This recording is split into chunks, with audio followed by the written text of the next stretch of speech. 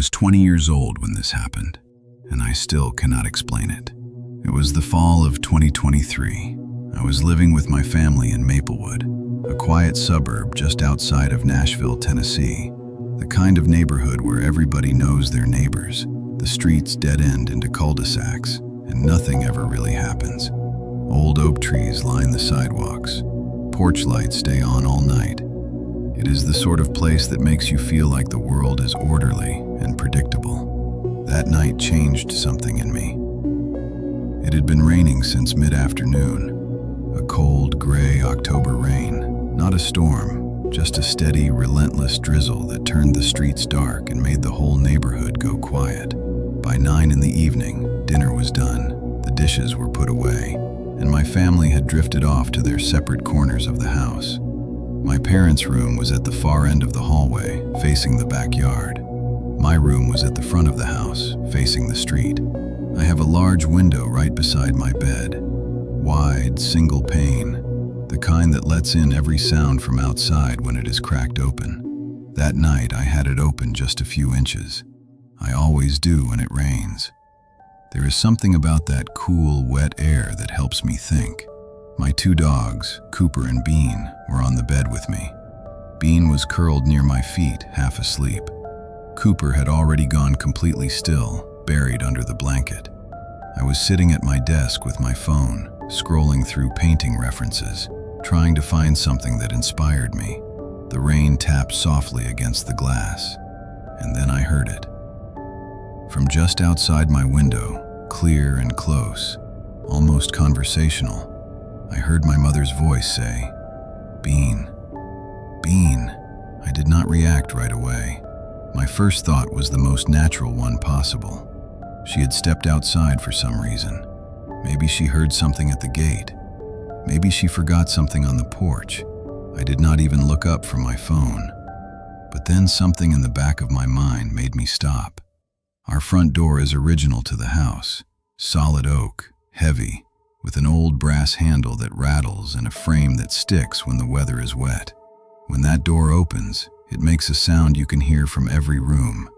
A long, low groan followed by the rattle of the handle. You cannot miss it.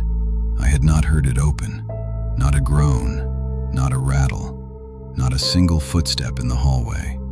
I set my phone down and sat very still. "Bean, Bean." The voice came again from outside.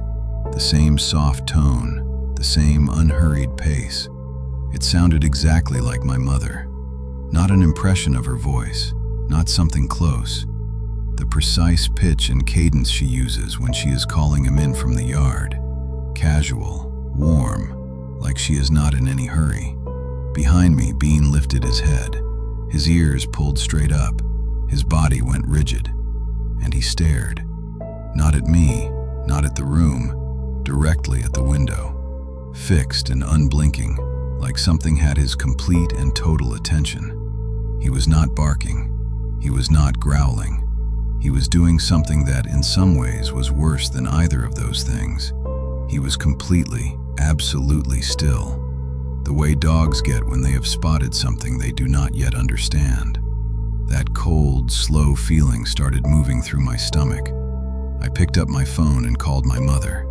She answered on the second ring, her voice relaxed and a little groggy. She was in bed. I asked her, as calmly as I could manage, whether she had gone outside at any point in the last few minutes. She said no. She had been in her room with my stepfather since after dinner and had not moved. I was still holding the phone to my ear when I heard it a third time. "Bean, Beanie Boy." I stopped breathing. Beanie Boy was his nickname. Not Bean, not just Bean, Beanie Boy. It was the name my older sister Cassidy had given him when he was a puppy. A silly little name that stuck because she said it in the exact same sing-song way every single time she saw him. My mother used it occasionally, but it belonged to Cassidy. It had always belonged to Cassidy. And as I stood there listening, something else shifted. Something that made the hair on my arm stand straight up. The voice was no longer quite my mother's. It was Cassidy's. Not all at once. It moved between them, my mother's lower, steadier tone blending into Cassidy's slightly higher, brighter one, and then back again, as if whatever was standing outside my window could not fully commit to either, as if it was still deciding, as if it was searching through sounds it had collected and had not yet figured out which one worked best. My sister was 40 minutes away that night. She worked the closing shift at a medical supply office in the next town over and never got off before 11. I opened her location on my phone. The blue dot sat still, exactly where it should have been.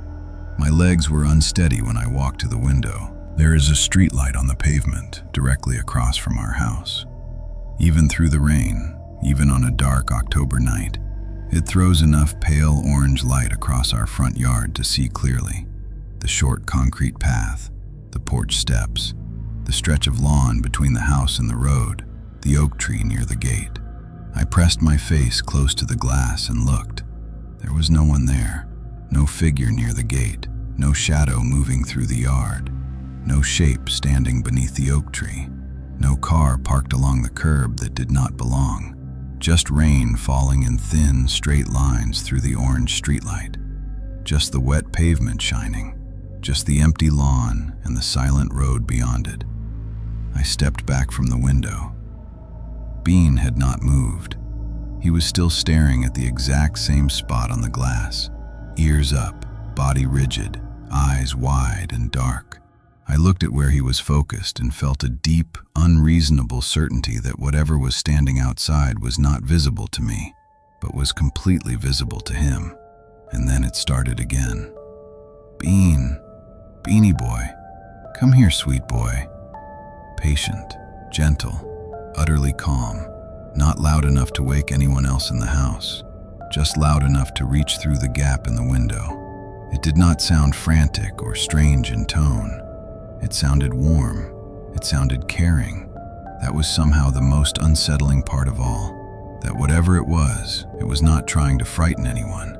It was only trying to get my dog to come outside. I felt panic rise in my chest so fast it nearly took the air from my lungs. I knocked on my parents' door and told my stepfather, Derek, what I had heard. He is the kind of man who does not spook easily. Retired military, steady and practical. And even he went quiet for a moment before he said anything. Then he pulled on his boots, grabbed his flashlight, and went out the front door. I stood at the doorway and watched him sweep the light across the yard, the porch, the side path, the gate, the road in both directions. He called out, not nervously but firmly, into the rain. "Whoever is out here, I want you to know that I can see you, and this is private property." Silence. No footsteps retreating, no rustle in the hedges, no car starting down the road, nothing running away through the wet grass, just rain. He came back inside, checked the side gate, checked the latch on the fence. Everything was locked. He walked the perimeter of the house once more, flashlight cutting through the dark and the drizzle. Nothing. I locked my window and did not open it again that night. I moved Bean to the top of the bed and kept one hand on him until I finally fell asleep sometime after 2 in the morning. He did not look at the window again, but for the rest of the night, he would not look away from the bedroom door either. I have never fully settled on what explanation makes sense. I know what I heard. I know how clearly I heard it. I have replayed it in my mind so many times that I can still feel the exact texture of that moment. The rain on the glass, the orange streetlight through the curtain, and that voice below the window calling his name in 2 voices that were not quite one. The detail that stays with me the most is not the voice itself. It is the way the voice knew the nickname. Beanie Boy was not something anyone outside our family would have known. It was not something written on his collar or used at the vet. It was a private, silly family word, the kind that lives only inside a home, passed between people who loved the same animal. Whatever was standing outside that window had that word.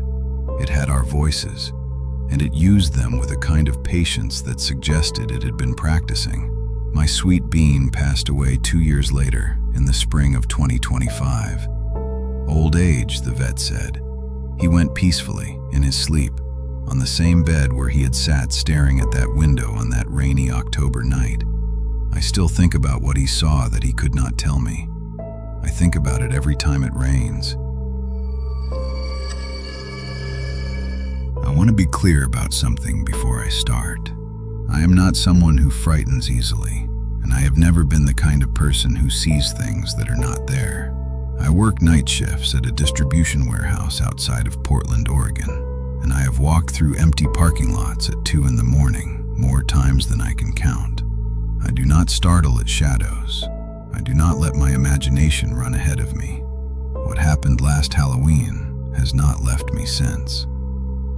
I got home from my shift at around 11:30 that night. My neighborhood, an older residential street called Dellwood Lane in the Sellwood district, had already gone quiet. The jack-o'-lanterns on the porches had mostly burned down to dim orange glows, and the sidewalks were empty. The trick-or-treaters were long gone. A few candy wrappers skittered along the gutter in the wind.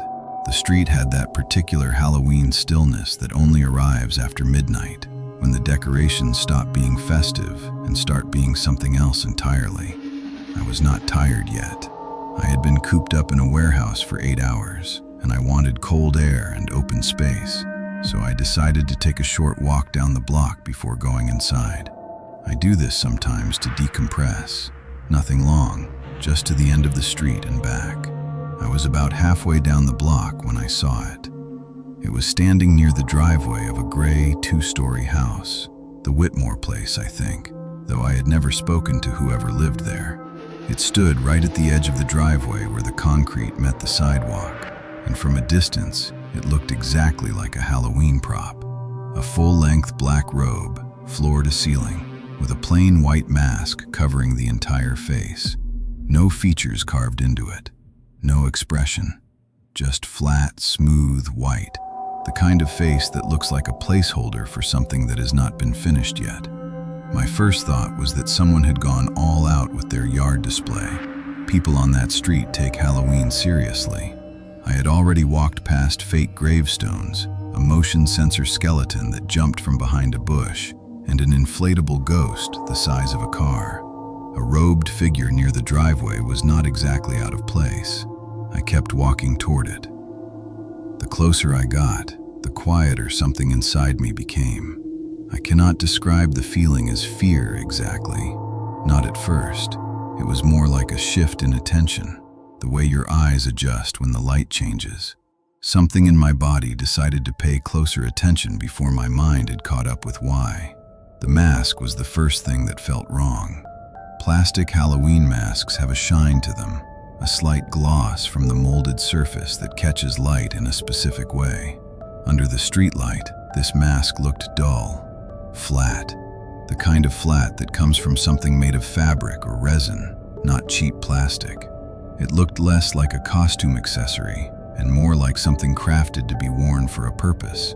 The robe moved, not dramatically, not in a way that announced itself, just a slow, subtle shift in the lower hem as a gust of wind came down the street, the kind of movement that only happens with real, heavy fabric, draped over a real, physical form.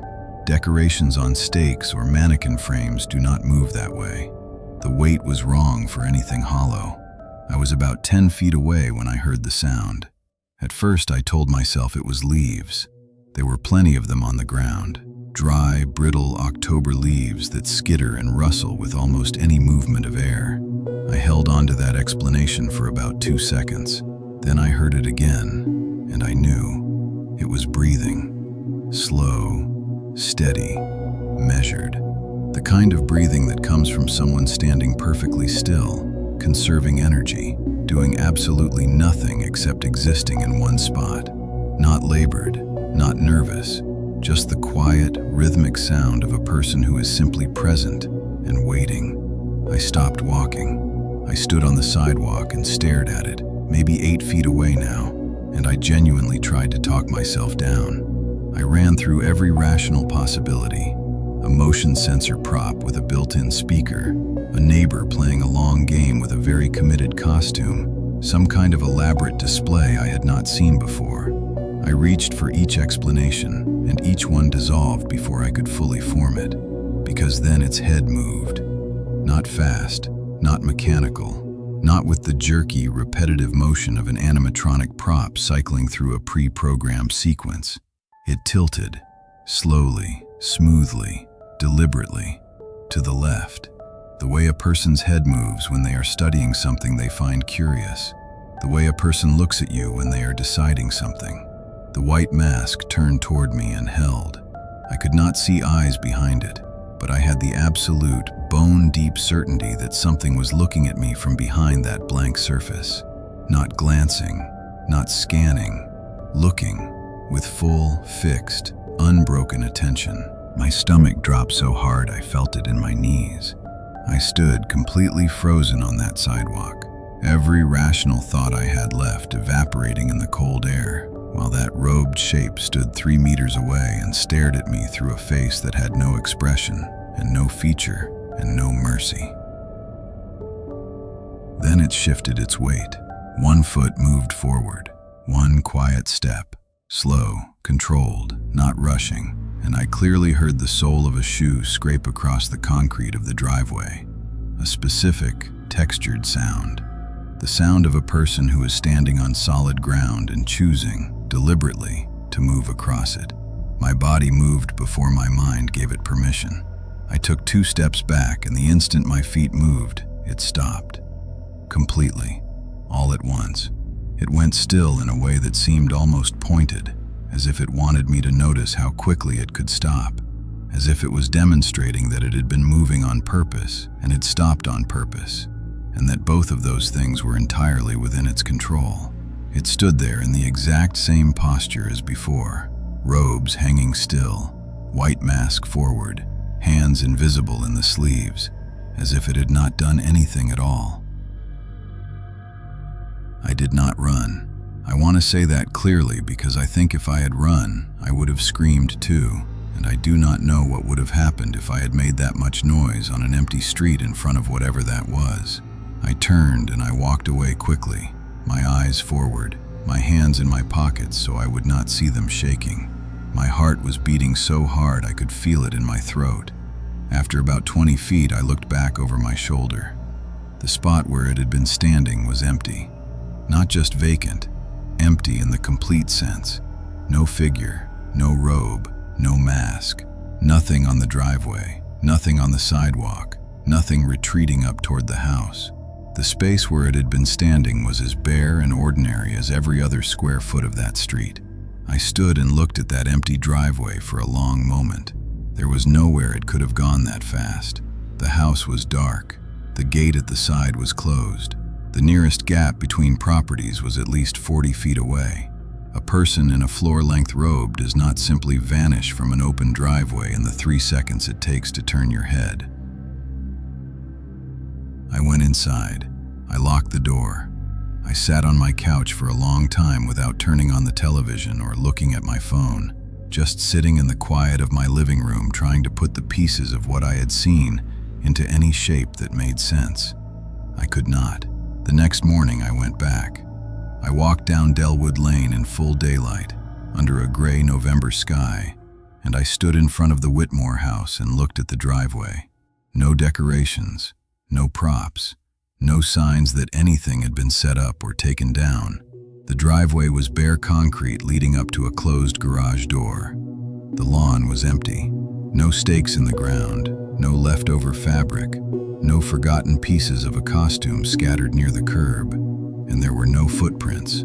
I know how that sounds, but the ground along the edge of that driveway was soft from the previous week's rain, a narrow strip of dark soil between the concrete and the grass, and there was nothing pressed into it. No marks from a stake or a stand, no impressions from a shoe, nothing to explain what I had seen, and nothing to prove it had never happened. I still live on that street.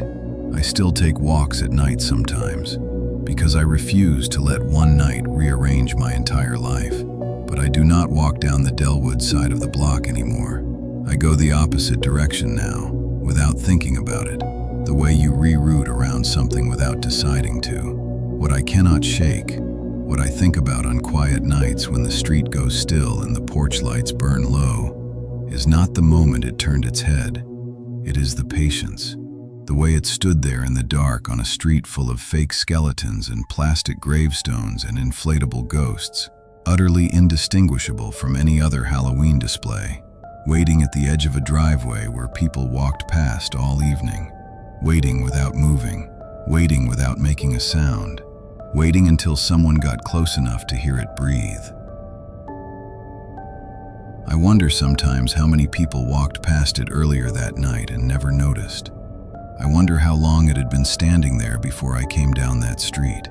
And every so often, when October rolls around again and the decorations go up and the neighborhood fills with black robes and white masks, I think about how easy it would be to stand perfectly still among them, and how long you could wait before anyone realized one of them was real. Stay safe, guys.